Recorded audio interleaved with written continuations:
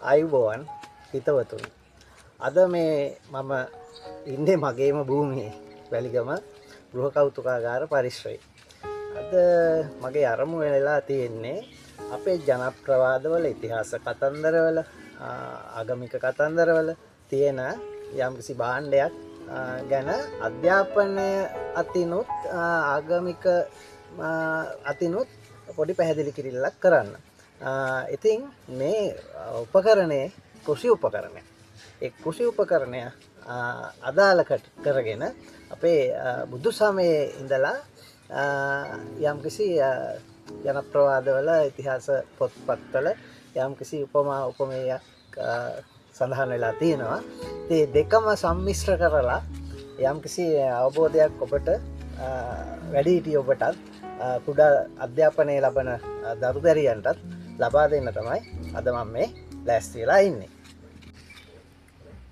ඉතින් මම ඔබට දැන් ඉස්සෙල්ලම කියන්නම් මේ උපකරණය මොකක්ද කියලා. මේ තමයි වියගහ. ඉතින් මේ වියගහ හරි එක්ක වියසිදුර සම්බන්ධ කතන්දරයක් තියෙනවා. ඒක පසුවට දාලා මම ඔබට කියලා දෙන අධ්‍යාපනික වශයෙන් කුෂිකාර්මික උපකරණයක් වශයෙන් අපේ දුවදරුවන්ට මේ වැදගත් වෙන කොටස් කීපයක් පෙන්නලා පැහැදිලි කිරීමක් කරන්න. මේ තමයි කුෂිකර්මාන්තේ සීසෑම සඳහා යොදා ගන්න නගුලට සම්බන්ධ කරන වියගහ. මම ඔබට පෙන්නන්නම් දරුවනේ මේ පැරණි නගුලක්. මේ තියෙන්නේ පැරණි නගුලක්. ඉතින් මේ නගුල් මිට මේ තියෙන නගුල මෙතන මේ තියෙන්නේ නගුල් ලිහ. ඉතින් මේ නගුල් ලිහ මීට වඩා දිග වෙන්න ඕන. මට මේ අපහසුතාවය හින්දා මම මේ කොට එකක් සවි කරලා තියෙන්නේ. මේ නගුල් ලිහ ඇවිල්ලා මෙතනට සවි වෙන්නේ අමුතු බාණෙන්. එතකොට එතෙන්දී මේ විය සිදුරු මතින් තමයි ඒ ලනු දාලා කියන්නේ අම්බරුව දෙන්න සම්බන්ධ කරගන්න. ඊට පස්සේ අම්බරුව මේක ඇදන් යනවා. මේ නගුල එහෙම ගොවිය අල්ලගෙන ඉදිරියට යද්දි මෙන්න මෙතනින් කුඹුරේ ඒ පස් පෙරළුම වෙන්නේ. ඉතින් ඒක තමයි අපේ අධ්‍යාපනික කතන්දරේ. ඒතර මේක වියගහ, මේක විය දණ්ඩයි කියලා කියනවා. මේ විය සිදුරු. මේ විය සිදුරු. ඉතින් මේ අධ්‍යාපනක වශයෙන් අපේ දරුවන්ට ඔක තමයි අපට පැහැදිලි කරලා දෙන්න තියෙන්නේ වියගහ ගැන. වියගහ විය සිදුරු ඔබට අධ්‍යාපනික වැඩසටහනක් කරන්නේ.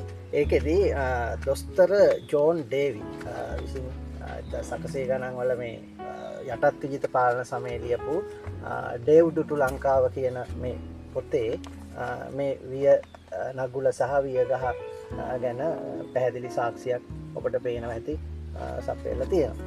ඉතින් ඊළඟට දැන් තමයි අපේ ආගමට සම්බන්ධ අපේ බුදුරජාණන් වහන්සේගේ උපමා අරගෙන යම්කිසි ඉතිහාස කතන්දරවල පොත්පත්වල සඳහන් ඉතිරි වියගහේ වියසිදුරේ කතන්දරේ කියන්නේ. මේක යම්කිසි කලාකෘති වලටත් යම්සි කාලයක පාදක වෙලා තියෙනවා. කනකැස් බෑනෙත බලා සිටින්නේ අහස දකින්නට වියසිදුරේ. පෙරුම් පුරාගෙන අහස බැලූදා සඳ නැත අහසේ අමාවකයි. කියන්නේ ඒ තරම් අවාසනාවන්ත සිද්ධියක්. කනකැස් බෑවෙක් අහස බලන්නේ මුදෙන් අවුරුදු 100කට සැරයක්. ඉතින් ඒ 100කට සැරයක් අහස බැලුවම වියසිදුරෙන් එදාට සඳ නැත අහසේ යමාවකයි. යම්කිසි ප්‍රේම වෘත වලට බලාපොරොත්තු කඩවීම වලට අපේ කලාකරුවෝ උපමාවක් සම්බන්ධ කර හැටි මේ කතන්දර දෙකේම එකතුවක් අරගෙන උපමාවක් සම්බන්ධ කර හැටි. එතකොට මීට වඩා එහා ගියපු කතන්දරයක් මේ තුල තියෙනවා. ඒ තමයි වීදාගම මෛත්‍රී හාමුදුරුවෝ රචනා කරපු ලෝවැඩ සංගරාව කවි පන්තියේ කවි කන්දේසේ කවියක මේ ගැන අපූර්ව විස්තරයක් තියෙනවා. ඉදිරියේදී අපේ ගායිකා සුලක්ෂණා සම්මානි ඔබට පසුබිමින් ඇහෙන සලස්සයි ඒ කවි පන්තිය. ඉතින් ඒ අනුව මේකේ ඉතිහාස බෞද්ධ පුරාවෘත්තය තමයි අපේ මිනිස්කම මිනිසත් ආත්මයක් ලබා ගන්න කොච්චර පෙරම් පුරන්න ඕනද කියලා. මේ කනකැස් බෑවා අවුරුදු 100කට සැරයක් තමයි මුහුදේදී ගොඩ බිම ඒ කියන්නේ මුහුදු මට්ටමට ඇවිල්ලා ජල මට්ටමට ඇවිල්ලා අහස දකින්නේ. ඉතින් ඒ අහස බලන්න යා විය සිදුරෙන් බලන්න දවසක් ගැන තමයි මේ තියෙන්නේ. මේ බලන්න මේකේ කතන්දරේ තමයි මේ විය සිදුරු. මේ විය සිදුරු මේ වගේ විය ගහක් සාමාන්‍ය ගොවියෙක් අපේ පැරණි ජනප්‍රවාද වලට අනුව පරම්පරා දෙකක් ඒ ජනපදයේ ගොවි බිමේ පාවිච්චි කරනවා. එතකොට තමයි මේ පරම්පරා දෙකෙන් මේක ලී නිමාවක් ඉඳ මෙතනින් ගෙවිලා මේ සිදුරෙන් මේක බොහෝ දුරට දෙකඩ වීමේ සම්භාවිතාවක් තියෙනවා. එතකොට මේ ගොවියා කරන්නේ මේ ලී කෑලි දෙකට වෙච්ච මේ දානවා නියරෙන් ඒ ගොඩෝවිටට. ඉතින් ගොඩෝවිටට දාලා ගොඩෝවිට කියන්නේ ගොඩ මණ්ඩියට උඹරෙන් පිට. එතකොට මේක ඔන්න බලන්න මේක මහා වර්ෂාවක් ඇවිල්ලා ගම් වතුර තත්ත්වයක් ඇවිල්ලා මේ කෑලි දෙක හෝ කැබලි එකක් හෝ දෙසරකට හෝ යන්න ඕන ඇලකට. ඒ මහා ඇල කුසි ඇල එතනින් ගිහිල්ලා ඔයකට වැටෙනවා. ඒ ඔයකින් තවත් වතුර මහා ධාරානිපාත වර්ෂාවකදී ඔයත් උතුරලා ගිහිල්ලා මේක මෝය කටින් මූදට වැටෙනවා. මේක සමහර විට එක කැබැල්ලක් යන්නත් ඉඩ තියෙනවා. සමහරට දෙකම අවුරුදු 50කට ගිහිලා අනිත් කැලලක් යන දෙනවා. එක සැරේටම දෙක යන්නත් ඉඩ තියෙනවා. ඒක සම්භාවිතාවක්.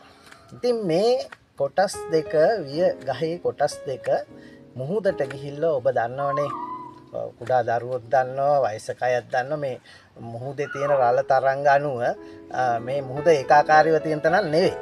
ගලාගෙන යනවා පහත් වෙන රළ බිඳෙනවා. එතකොට මේක මූදට එක තැනකින් වැටෙන්නත් පුළුවන් වෙන තැනකින් වැටෙන්නත් පුළුවන්. මොකද ඇල මාර්ග කිහිපයක් තියෙන හින්දා මූදට ගලන්නේ එක ප්‍රදේශයෙන් යනවා. එතකොට මේ කෑලි දෙක යම්කිසි කාලයක එකට එකතු වෙච්ච රළත් එක්ක මෙහෙම එකට එකතු වෙච්ච වෙලාවක මේ වියසිදුර හරියට සැකසෙන්න ඕන.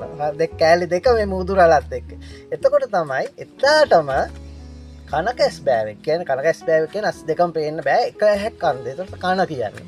කනකැස් බෑව අවුරුදු 100කට සැරයක් එළියට එන දවසෙත් මේ දෙක සම්භාවිතාවක් තියෙන්න ඕන අහඹු ලෙස එකතු වෙලා තියෙන. එතකොට මෙන්න කනකැස් බෑව මූදේ මතු පිටට ඇවිල්ලා මෙන්න මේ දෙකට වෙච්ච සිදුරෙන් තමයි අහස බලන්න ඕන.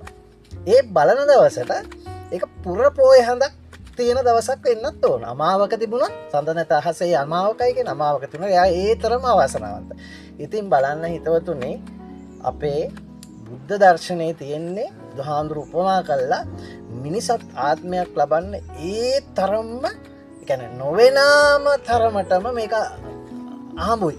ඒ කියන්නේ වෙන්න පුළුවන්. ඒ තරම් අනිත් ආත්මවල ලබන්න තමයි වැඩි සම්පත. ඒ තරම්ම උතුම් පෙරුම් පිරිල්ලක් තමයි මිනිසත් ආත්මේ ලබන එක. ඉතින් මම මේ කියන්නේ ඔබට අධ්‍යාපනික වැඩසටහන වගේම මෙන්න මේ අපේ ආපු ආගමික පුරාවෘත්තයත් ඔබට පැහැදිලි කරලා දුන්නේ මිනිහෙක් වෙන්න.